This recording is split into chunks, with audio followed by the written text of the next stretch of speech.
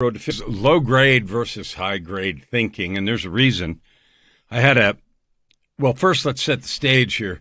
What's behind me here in this picture is a martial arts dojo. And, there's some heavy bags in the corner and some other telltale signs that, would show you that. And it's a place that I've spent thousands of hours in my life in martial arts studios, thousands of hours. And for a while, it occupied, many years, it occupied a significant piece of life. And there's lots of reasons for that. I think it started when I was a youngster. When I was a kid, there was a television program called Kung Fu, which was about a fellow that trained in China as a Kung Fu in a monastery, which is where they all started in those countries. And then ended up somehow in the American Old West in the 1860s or 70s or something. And I have forgotten long since what he was searching for. Of course, in every episode, there had to be some martial arts. That was on when I was a kid, and it was the same years that Bruce Lee was active, and Enter the Dragon and some of those movies came out, and there was a martial arts craze at that time, like happens periodically. So that got me excited. I studied a lot. We never were able to afford lessons or belonging to any kind of a school. But anyway, I studied it on my own as a youngster and did it quite diligently with lots of books and the best I could do with what I had. Then eventually, as an adult, I took it very seriously and spent some more years at it. What does that have to do with the road to 50 million and helping 50 million people discover and serve with their gifts? Well, let's explore that. What happens in a martial arts place? Well, and sometimes it's a fad, something to teach kids obedience. Sometimes it's popular, like it was when I was a kid, and there's an explosion of it, so lots of people want to do it. The fundamental training in martial arts isn't how to beat someone up.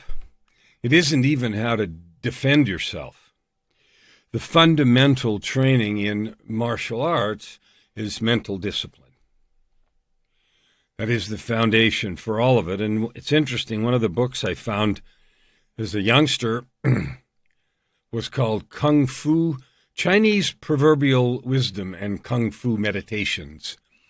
And it was a thin book, maybe 180 or 100 pages, and had, very nice stylized script on different pages. And it had these short, pithy phrases that were all focused on mental discipline, meditation, the kinds of things that you think about and come in layers. And I thought of this today because last night I had a fabulous opportunity on LA Talk Radio, which the link to my LA Talk Radio station will be in the description here. And I had a conversation with Chris Dorris, who just published a book a few months ago called The Book of Mental Toughness Mantras. And he calls these short, pithy phrases mantras. And there's a good reason for that. Mantras traditionally have meant sound syllable collections, sometimes with meaning and sometimes without particular meaning, used in meditation to focus attention. And there are other meanings, more than that, and that is a well-understood and well-known meaning. But anyway, let's think of a mantra as a set of words, a pithy set of words that either induces you to deep reflection and meditation or is a pattern interrupt. One of the ones I was reading in Chris's book yesterday was called Start with Perfect.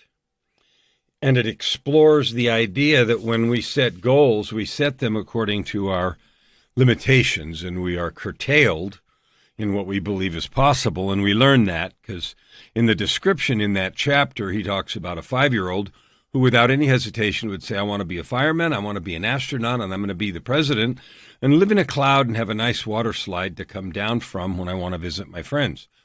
And that would be exactly what they're going to be, and wouldn't consider all the things that we would now that, you can't do all these things at the same time and it would take too long and it's too hard and all the rest. And yet we do that. We do that with our goal setting. We do that with what we believe is possible. And we establish something I call the context straitjacket. A context straitjacket, you know what a straitjacket is, right? Prevents you from moving. Well, think of a mental or spiritual straitjacket that keeps you from doing anything or everything that you want, or that you think you should do, or that you're even afraid to dream about. And you know where those straitjackets come from? They're invisible. They're not made out of canvas and they're not white. What they are is a set of what I call Be Deep, and that's an acronym, and it stands for beliefs, definitions, experiences, expectations, and perceptions. And that collection of things that we gather, our Be Deep, creates a context straitjacket. Now, I love, and another definition for context is stance. And I love that in connection with martial arts, because there's a forward stance and a, white crane stance and a toe stance, and they're all for different things. Some are offensive stances, some are defensive stances, some are solidity stances to connect you grounded to the earth. And the stance that we have is a way we approach any given situation. And we have an invisible stance. And the invisible stance that we have to life is that set of automatic assumptions that we have. Oh, I can't do that because. I give you an example.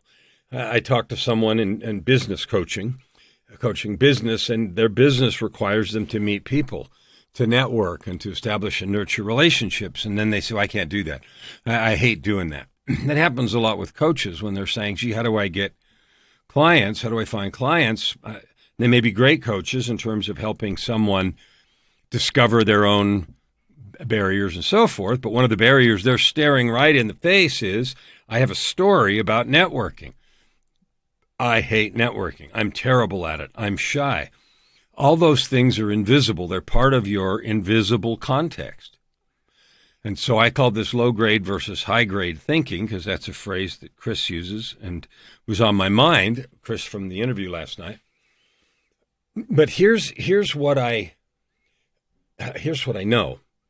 Low grade thinking is limiting thinking. It's energetically robbing. It's an energy suck. So if you go into a situation frightened, that's low grade thinking. Low grade, not as a judgment, bad. I'm not saying low is bad. By low, I mean it's an energy suck. It drains your power in a given situation. So if I go into a networking event, and I used to do this, I'd go in there and immediately I would have a feeling in my stomach. It was nervous. It was uptight, and I was focused on me. They won't like me. I don't know what to say. I'll sound stupid. They'll want to talk to anybody but me. I'm wasting their time. And 100 other variations of that conversation. I don't know what to say. I don't know how to say it, et cetera, et cetera. And they all come, and all of that collection of thinking is low grade in that it robs you of energy. It drains your conviction, your commitment. Oh, I don't want to be here. Oh, I'm tired. I've done enough. Oh, I don't know. I've got 5 cards. Isn't that enough? On the other hand, another possibility is you go into a room full of people with forgetting about you. No thought at all about, are they going to like me? Will I know what to say? Nothing that has I in it at all. And you genuinely look at each person, focused on their energy, and think, how can I serve or love this person? I wonder how I can serve or love them, right? And another one of the mantras in books is there's no nervous in service. In the book, there's no nervous in service. And he told a story about being in a conference and being nervous before he went out to speak. And he found out that the nervous, as he did some inquiry, the nervous was because he was in ego. Well, that's what we are if we're at a networking event. We're afraid of what they will think of us. So if we forget us completely and there's no self-involvement at all, and I'm going in there to find out, I wonder if I can serve somebody tonight, how I could help them, brighten their day, and here's what that means. We say, how am I going to serve somebody? And that's sort of a platitude and doesn't mean anything. Let me give you some specifics. Maybe I know someone that I'll meet someone, okay, and I'll know the right person to introduce them to. I'll know something that might help them. I might have a solution to a problem. Yeah, that could lead to business, but that's not what I'm even talking about. Maybe I can just smile and brighten their day. Maybe I can be a listening ear and convince them that life is worth living. Maybe someone in here is on their last gasp and we don't even know it. So those are just a few of the tiny ways that we can serve someone, but they're all founded on love, a focus on service. Now, I can tell you that service and love, they're super high-grade thinking. Low-grade thinking drains our energy, makes us tired and lethargic and clumsy. And one of the things Chris said last night was funny. He said it makes us stupid. And I'm going to agree with that 100%, and here's why. We don't have access to our creativity when we are in low-grade thinking. When we're afraid, when we're focused on ourselves, we don't really have access to creativity, compassion, connection, all of that high-grade energetic stuff that we love to feel. When we're feeling in flow and connected and powerful and unstoppable, ooh, that feels good. That's like tasty stuff, right? Well, you can have that feeling anytime you want. The secret, I always say there's 2 steps to mastery. 1 is notice and 2 is choose. So if I notice that I'm in some energy-sucking thinking, fear, or worrying about myself, no judgment, just notice. No harm, no foul. I notice it. Wow, I'm busy being afraid right now. Well, I can choose in that moment not to say, okay, I'm going to pretend I'm not afraid. I'm not talking about that.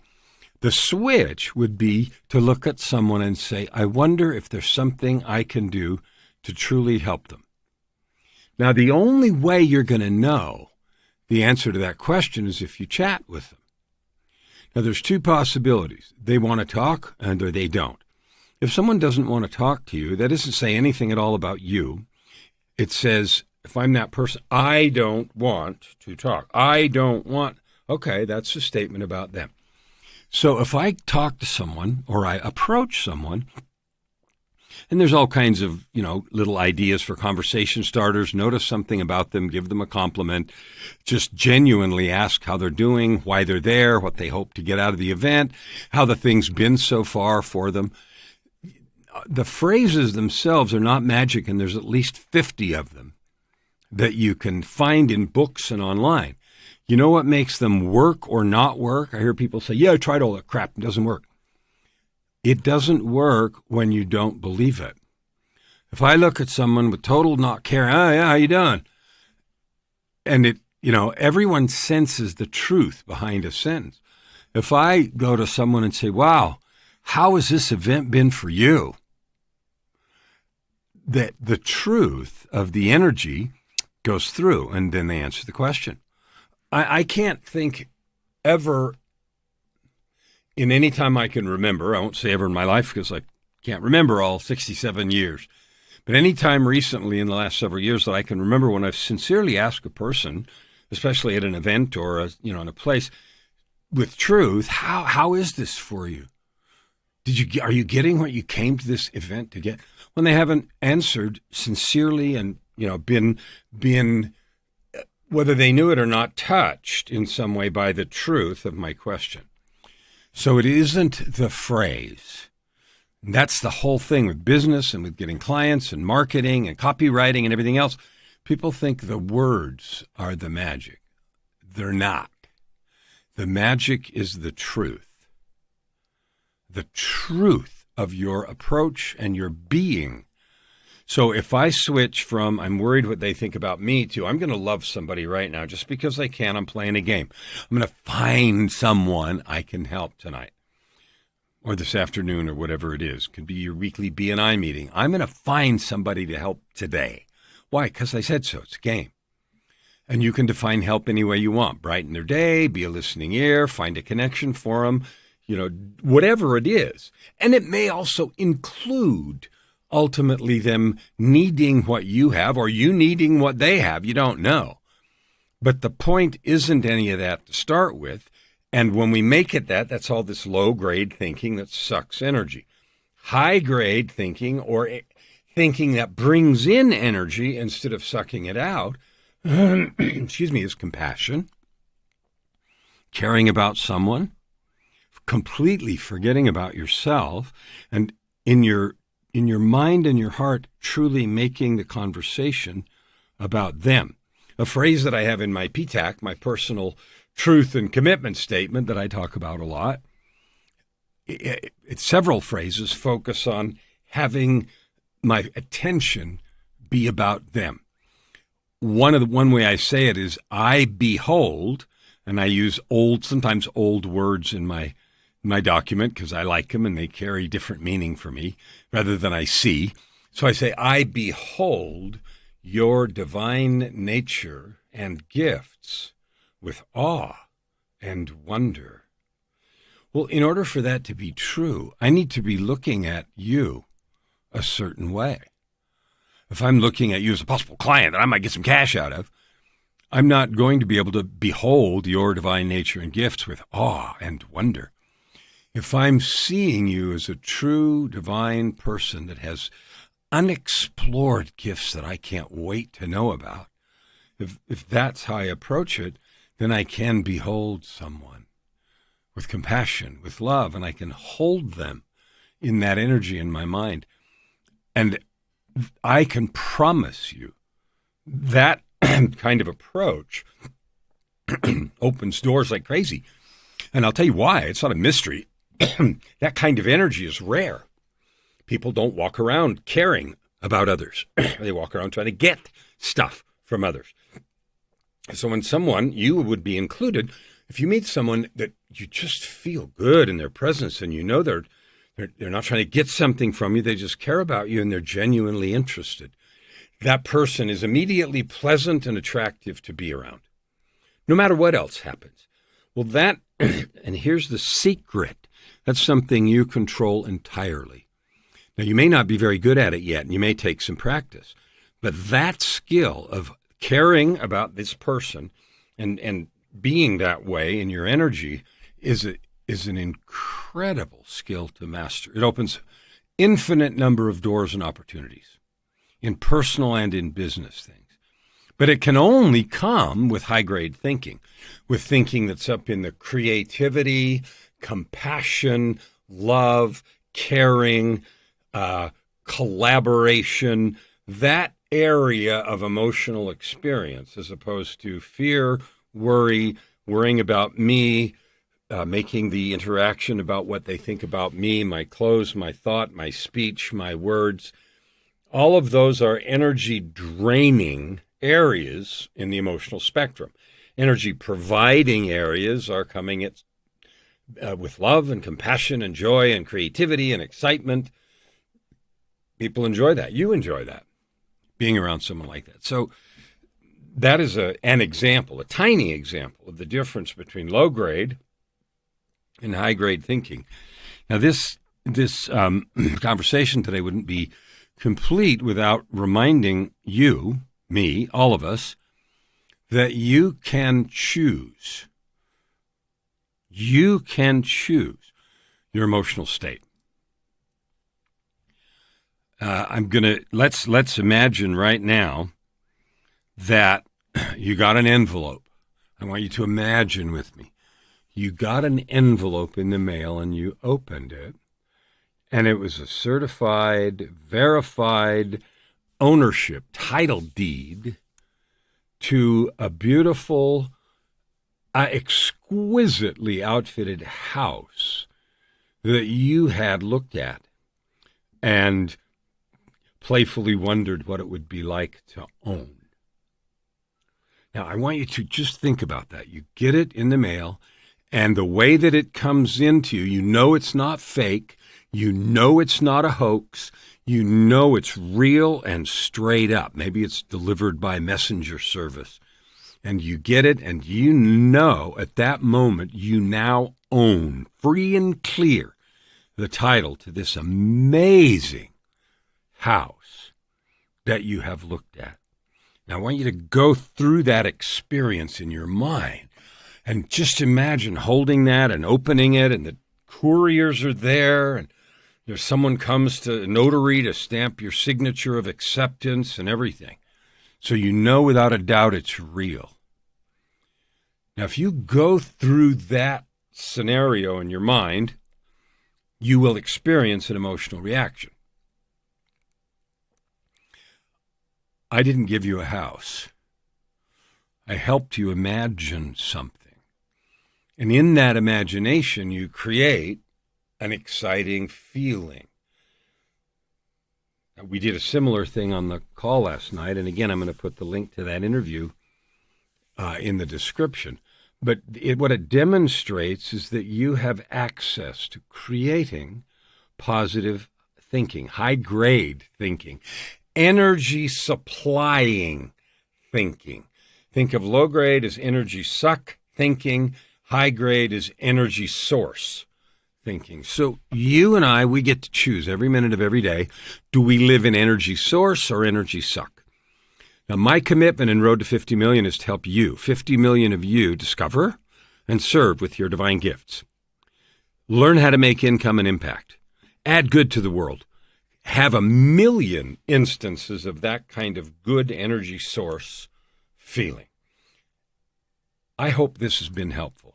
If there's anything I can do to help you, connections I can make, I have platforms and podcasts and stages that you can be on if you have a message you want to share.